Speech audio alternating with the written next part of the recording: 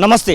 తెలంగాణ రాష్ట్రంలో నూతన ప్రభుత్వం అయితే ఏర్పడింది. నూతన ప్రభుత్వం ఏర్పడి కూడా దాదాపు 5 వారాలుగా వస్తుంది. ఇక గత ప్రభుత్వంలో మత్స్యకారులకు ఏం జరిగింది, గత ప్రభుత్వంలో మత్స్యకారులకు ఒరిగినటువంటి లాభాలేంటి, లబ్ధిలేంటి, అసలు మత్స్యకారులు కోరుకున్నటువంటి ఆలోచన ఏంటి, ప్రభుత్వం చేసినటువంటి విధానాలేంటి, దాదాపు 6 నెలల పాటు ఫిషరీస్ ఫెడరేషన్కు సంబంధించినటువంటి చైర్మన్గా పనిచేసినటువంటి పిట్టల రవీందర్ మనతో పాటుగా ఉన్నారు.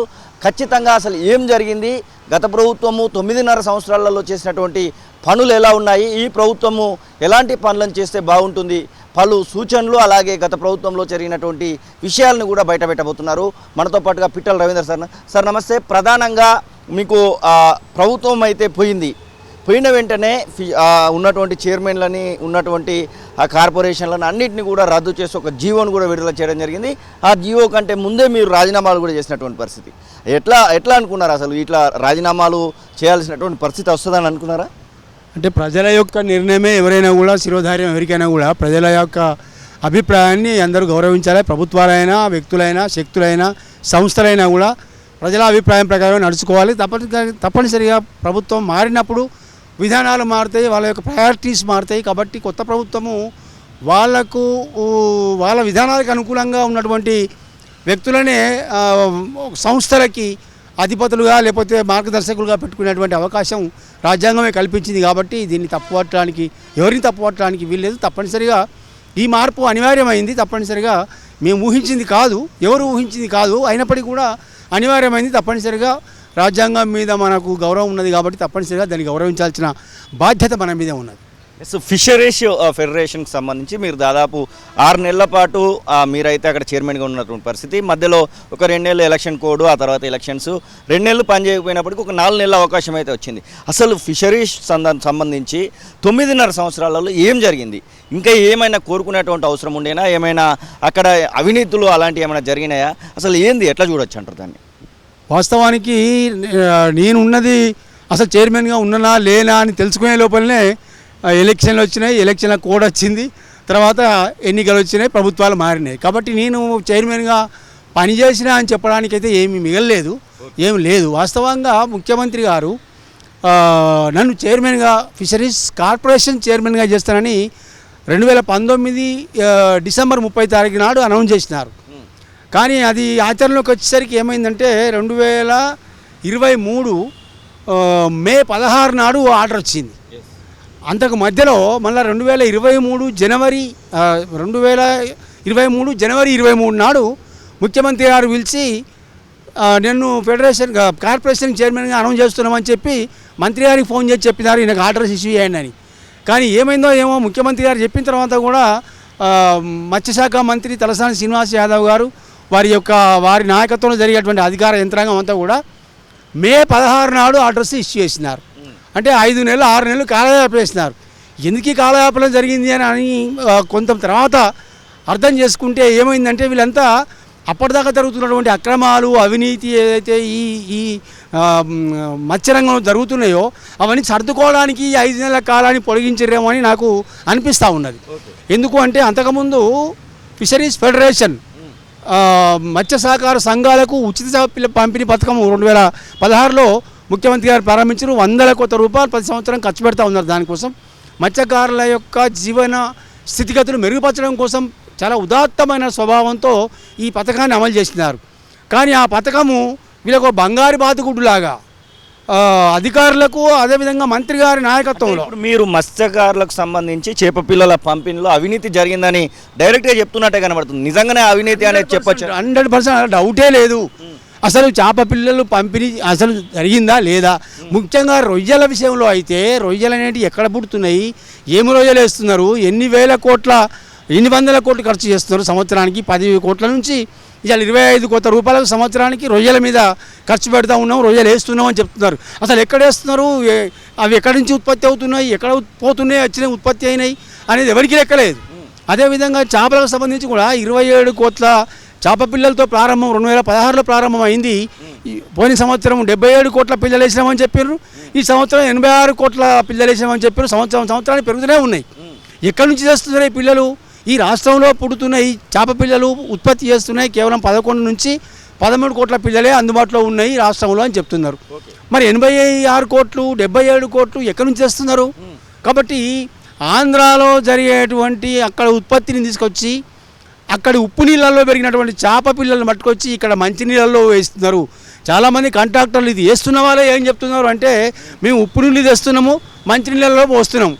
ఆంధ్ర ఉప్పు నీళ్ళు తెచ్చి తెలంగాణ మంచినీళ్ళలో పోస్తున్నాము, దానికి కోట్ల కొద్ది లెక్కలు రాస్తున్నాము, దానికి మంత్రి గారు నాయకత్వంలో ఇవన్నీ జరుగుతూ ఉన్నాయి. కాబట్టి ఇక్కడ పర్సంటేజ్లు కూడా చాలా స్పష్టంగా చెప్తున్నారు కాంట్రాక్టర్లు.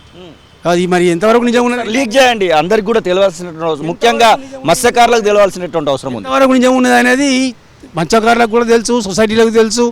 ఆ కాంట్రాక్టర్లు కూడా ఎవరు? కాంట్రాక్టర్లు కూడా ఈ రాష్ట్రంలో ఉన్నటువంటి మత్స్యకార కుటుంబాల నుంచి, మత్స్యకార కులాల నుంచి వచ్చినటువంటి నాయకులే కాంట్రాక్టర్లుగా అవతారం ఎత్తారు. మధ్యదళారీ వ్యవస్థను రద్దు చేస్తాము అని చెప్పి ప్రభుత్వం అదికు చెప్తే, అసెంబ్లీలో ముఖ్యమంత్రి గారు చెప్తే కొత్త మధ్యదళారీ వ్యవస్థ అనేది ఈ ఉచిత పిల్ల పంపిణీ పథకం ద్వారా ప్రారంభమైంది, ఈ రాష్ట్రంలో జరుగుతూ ఉన్నది. కాబట్టి వాళ్ళు కూడా వాళ్ళ ఉపాధి కోసము, వాళ్ళ యొక్క జీవనభృతి కోసము, రాజకీయాల కోసము, ఖర్చుల కోసము ఈ చేప పిల్లలను పంపిణీని ఒక అవినీతి కూపంగా మార్చేటువంటి స్థితి వ్యవస్థ స్వయంగా మా శాఖకు మంత్రిగా ఉన్న నాయకునితోనే నాయకత్వంలోనే ప్రారంభమైందంటే ఇంతకంటే సిగ్గుచేటు ఏముంటుందిగా. కాబట్టి ప్రభుత్వం చాలా నిజాయితీగా మత్స్యరంగాన్ని అభివృద్ధి చేయాలి, మత్స్యకారుల సంక్షేమానికి కృషి చేయాలి అనేటువంటి ఉదాత్తమైనటువంటి స్వభావంతో ముఖ్యమంత్రి గారి చొరవతో, అప్పటి ముఖ్యమంత్రి కేసీఆర్ గారి చొరవతో ఇది ప్రారంభించినప్పటికీ కూడా ఆ శాఖ మంత్రి గారే కంచె చేని వేసినట్టుగా ఆ శాఖ మంత్రి గారే ఇందులో కమిషన్లు ఆస్కారం కల్పించి, కమిషన్లకు అవకాశం కల్పించి, అధికారులను అవినీతి పరులుగా మార్చి, అవినీతి పరులైన అధికారుల అండదండలతోని అక్రమాలతో ఈ మొత్తం వ్యవస్థని ప్రభుత్వం ఏ సదుద్దేశంతో అయితే ఈ ఉచిత చేప పిల్లల పంపిణీ పథకాన్ని ప్రారంభించిందో దాన్ని నీరుగార్చి పూర్తిగా అది మధ్య దళారీలకు ఒక బంగారు బాతుగుడ్లాగా మార్చే వ్యవస్థ. మీ అంచనా ప్రకారం 2016 నుంచి ఇప్పుడు 2023 డిసెంబర్ వరకు కూడా ఎంత అవినీతి జరిగింది అనుకుంటున్నారు? ఎన్ని కోట్ల రూపాయలు మత్స్యకారులకు సంబంధించినటువంటి విషయంలో ప్రభుత్వం కేటాయించింది? 2016లో మొదలుపెట్టినటువంటి ఉచిత చేపల పంపిణీ పథకము 2023లో కూడా కొనసాగింది. అంటే 7 సార్లు అయిపోయింది, 8వ సారి కూడా మొన్న ఇప్పుడు ఇంకా పూర్తి కాలేదు, కొనసాగుతూ ఉన్నది. ఈ మొత్తం వ్యవస్థలో 580 కోట్లు, దాదాపు 600 కోట్ల రూపాయలు ఖర్చు అయింది ప్రభుత్వం నుంచి. కేవలం ఉచిత చేప పిల్లల పంపిణీ పథకం పేరు మీద సుమారు 600 కోట్ల రూపాయలు ఖర్చు అయింది. అందులో సగానికంటే ఎక్కువ అవినీతి అక్రమాలకే ఖర్చు అయినాయి. ఇది లబ్ధిదారులకు, మత్స్యకారుల సహకార సంఘాలను బలోపేతం చేయడానికి ఉద్దేశించినటువంటి స్కీము కేవలం కాంట్రాక్టర్లు, మధ్య దళారులు మాత్రమే దండుకునేలాగా ఉపయోగపడిందని చెప్పవచ్చు. మంత్రి గారు పదే చెప్తా ఉన్నారు, 33,000 కోట్ల రూపాయల సంపద సృష్టించడమని కేటీఆర్ గారు కూడా పదే చెప్తా ఉన్నారు. అంతర్జాతీయ వేదికలలో చెప్తా ఉన్నారు వీళ్ళు. మరి ఎవరికి పోయిందా 33,000 కోట్ల రూపాయల సంపద? ఎవరి వశమైంది? అంటే ఇప్పుడు ఒకవేళ 50 లక్షల వరకు మత్స్యకారులు ఉన్నారనుకుంటే 33,000 కోట్లను మనం లెక్కేసుకుంటే దాదాపు అందరూ కూడా 70-80 లక్షల రూపాయల సంపాదన చేతిలో పట్టుకొని ఉండాలి. ఉన్నారా అసలు? ఈ రాష్ట్రంలో ఉన్నటువంటి మత్స్య సహకార సంఘాలు సుమారు 6,000, 5,000 పైచలకు దాదాపు 6,000. అందులో ఉన్న సభ్యుల సంఖ్య 4 లక్షలు. 4 లక్షల మందికి 33,000 కోట్లు అంటే దాదాపు 3 లక్షల రూపాయలు కనీసం ఒక మత్స్యకారుని రావాలి. ఇప్పుడు ఈ విషయం కనుక నేను టీవీలలో ఇట్లా 3 లక్షలు వచ్చినాయని చెప్తే మత్స్యకారులు నవ్వుతారు, అపహాస్యం పాలవుతారు. మనం అపహాస్యం పాలవుతాం చెప్పినందుకు. కాబట్టి ఇవన్నీ కూడా మధ్య దళారీలకు, అధికారుల అవినీతికి మాత్రమే ఖర్చు అయినాయి తప్ప వాస్తవంగా ప్రభుత్వం ఏ ఉద్దేశంతో అయితే మత్స్యకారుల సంక్షేమానికి, మత్స్యకారుల ఆదాయాలు పెంచడానికి ఇది ఉపయోగిస్తాం అనుకున్నదో వాళ్ళకు చేరలేదు. వాళ్ళకు గుండు సున్నా, ఒక్క పైసా కూడా వాళ్ళకు రాలేదు. మొత్తంగా ఈ 9.5 సంవత్సరాలలో మత్స్య సహకార సంఘాల వ్యవస్థ అనేది పూర్తిగా నిర్వీర్యం అయిపోయింది. దీన్ని బలోపేతం చేయాల్సినటువంటి బాధ్యత ఇప్పుడున్న కొత్త ప్రభుత్వం మీద ఉన్నది అని చెప్పి నేను చెప్పదలుచుకున్నా. మీరు ఇప్పుడు గతంలో పనిచేసినటువంటి ఫిషరీకి సంబంధించినటువంటి ఫెడరేషన్ చైర్మన్గా ఇప్పుడు ఉన్నటువంటి ప్రభుత్వానికి మీరు మీ దగ్గర ఉన్నటువంటి ఆధారాలతో అటు ముఖ్యమంత్రిని కానివ్వండి, లేకపోతే కొత్తగా ఎవరైనా పశుసంవర్ధక శాఖ మంత్రి ఏర్పడితే వారికి కానివ్వండి, డిప్యూటీ సీఎం కానివ్వండి, లేకపోతే గతంలో తెలంగాణ ఉద్యమంలో మీతో పాటుగా పనిచేసినటువంటి వాళ్ళు కూడా, పొన్నం ప్రభాకర్ లాంటి వాళ్ళు కూడా కనబడతా ఉన్నారు. వాళ్ళకేమైనా మీరు ఆధారాలతో ఇవ్వబోతున్నారా? ఎందుకంటే చాలా పెద్ద విషయాన్ని చెప్తున్నారు. 3 నుంచి 400 కోట్ల రూపాయల వరకు 600 కోట్ల రూపాయల స్కామ్ అని చెప్తున్నారు. అది చెప్పబోతున్నారా ఇప్పుడు ఉన్నటువంటి ప్రభుత్వానికి? తప్పనిసరిగా ఇప్పుడు నేను ప్రభుత్వాన్ని ఏం కోరుతున్నా అంటే, ఇప్పటిదాకా గతంలో రాష్ట్ర ప్రభుత్వము 1000 కోట్ల రూపాయలు ఎన్సిడిసి నుంచి అప్పు తీసుకొచ్చి, కేంద్ర సహకార సంస్థ నుంచి అప్పు తీసుకొచ్చి 1000 కోట్ల రూపాయలు తెలంగాణలో 2018 నుంచి ప్రారంభించి ఇంటిగ్రేటెడ్ ఫిషరీస్ డెవలప్మెంట్ స్కీమ్ సమీకృత మత్స్య అభివృద్ధి పథకం పేరు మీద ఇక్కడ 1000 కోట్లు ఖర్చు పెట్టింది. ఆ 1000 కోట్లు ఏమైనాయి? ఎవరికి ఖర్చు పెట్టింది? ఒక బండ్లు మాత్రం, మోపెడ్స్ మాత్రం కొంతమందికి ఇచ్చినారు. మరి మిగతా పైసలన్నీ ఏమైనాయి? అసలు దాని మీద చర్చ చేయాల్సి ఉన్నది, దాని మీద ఎంక్వైరీ చేయాల్సి ఉన్నది. 3 అంశాల మీద నేను డిమాండ్ చేస్తూ ఉన్నా, కొత్త ప్రభుత్వాన్ని డిమాండ్ చేస్తూ ఉన్నా. 9.5 సంవత్సరాల కాలంలో తెలంగాణ మత్స్యరంగం అభివృద్ధి కోసం, తెలంగాణ మత్స్య సహకార వ్యవస్థను బలోపేతం చేయడం కోసము గత రాష్ట్ర ప్రభుత్వం అమలు చేసిన స్కీమ్ల మీద ఖర్చు పెట్టినటువంటి కోట్లాది వేల కోట్ల రూపాయల ఖర్చుల మీద పూర్తి సమగ్రమైన విచారణ జరగాల్సి ఉన్నది. ఇందులో దోషులను శిక్షించవలసి ఉన్నది. భవిష్యత్తులో ఇట్లాంటి పునరావృతం కాకుండా గట్టి చర్యలు తీసుకోవాల్సి ఉన్నది. అప్పుడు మాత్రమే అణగారిన కులాలు ఆధారపడి ఉన్నటువంటి మత్స్యరంగం అనేది బలోపేతం కావడానికి, భవిష్యత్తులో దీనికి ఒక ఆశాజనకంగా మారడానికి అవకాశం ఉంటుంది. మొట్టమొదటిది 1000 కోట్ల రూపాయలు తెచ్చినటువంటి సమగ్ర మత్స్య అభివృద్ధి పథకం అమలు మీద విచారణ జరిపించాలి. ఆ ఖర్చు ఎట్లా జరిగింది అనే మీద విచారణ జరగాలి.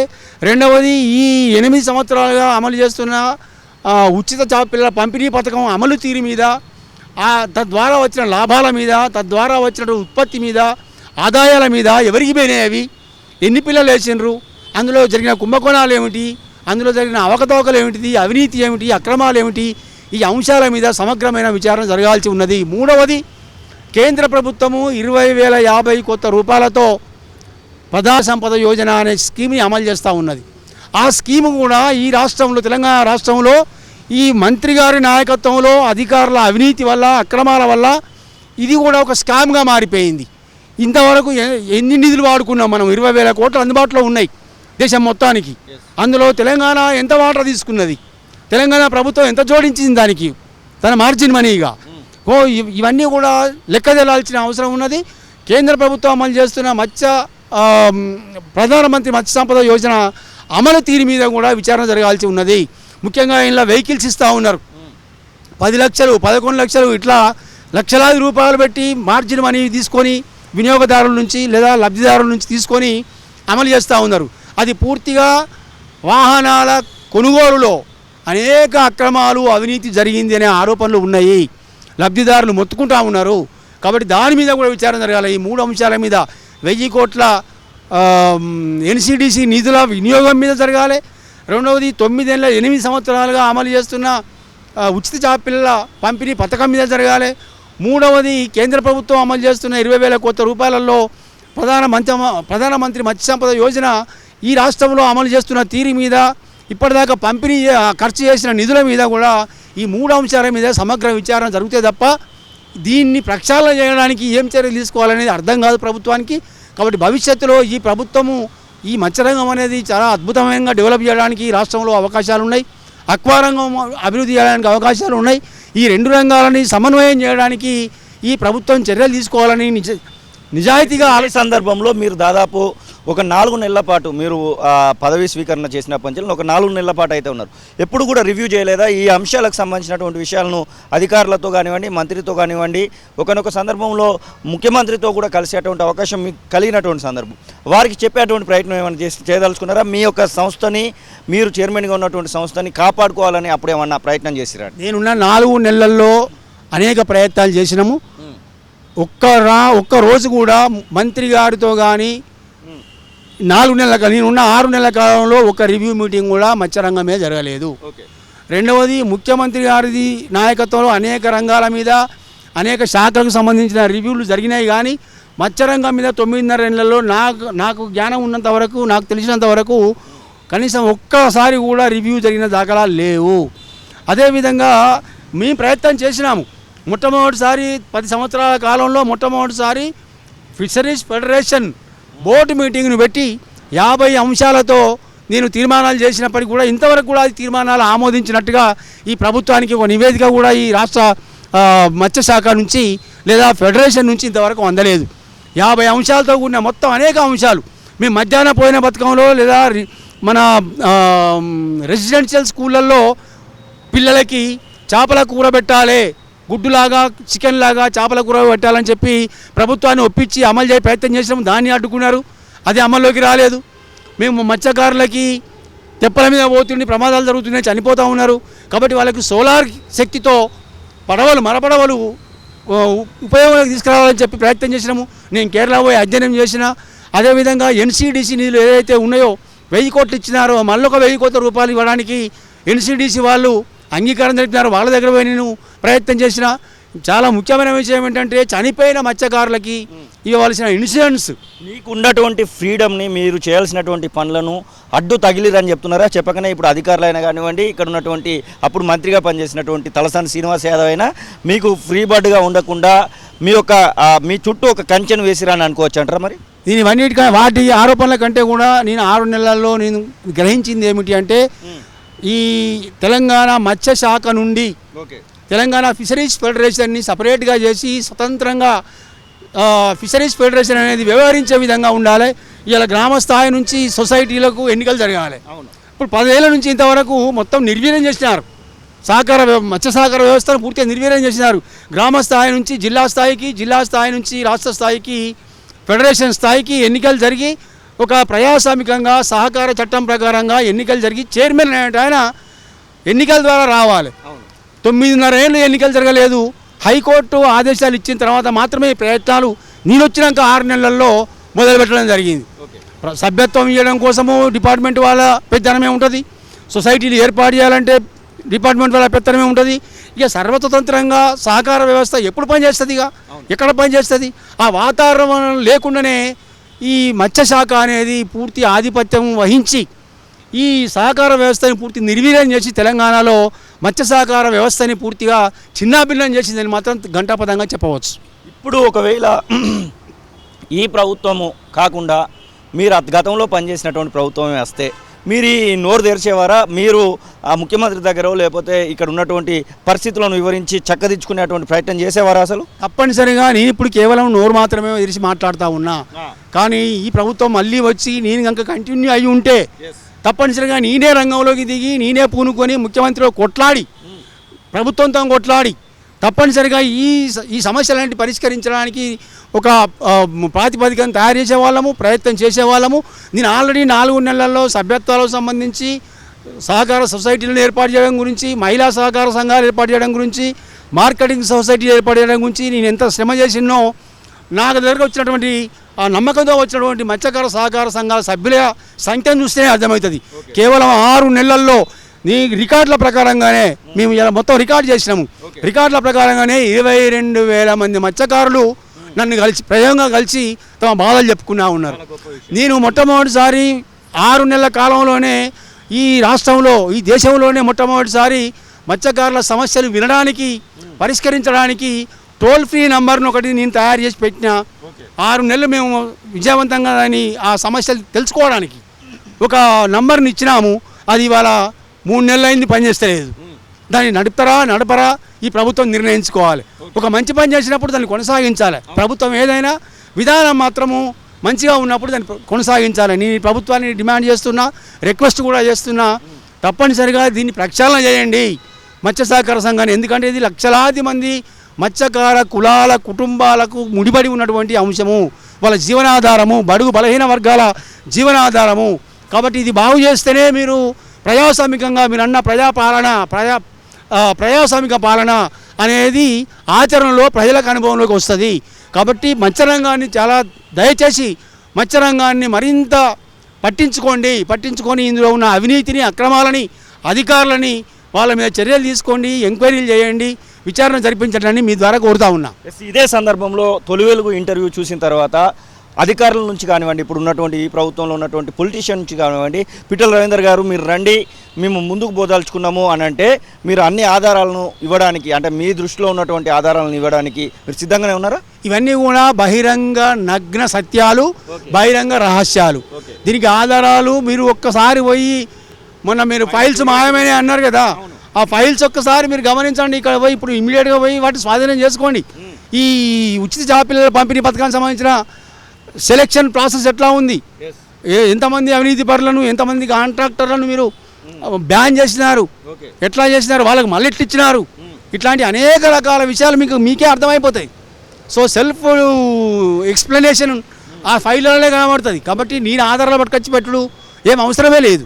కాబట్టి తప్పనిసరిగా నేను తప్పకుండా ప్రభుత్వాన్ని సహకరిస్తా. వారు ఒకవేళ విచారణ కనుక జరిపిస్తే తప్పనిసరిగా ఈ విషయాలని ఆధారాలతో సహా నిరూపించడానికి ప్రజలందరూ కూడా, సహకార సంఘాలు, సహకార సభ్యులు, మత్స్యకారులు అందరూ కూడా సిద్ధంగా ఉన్నారు.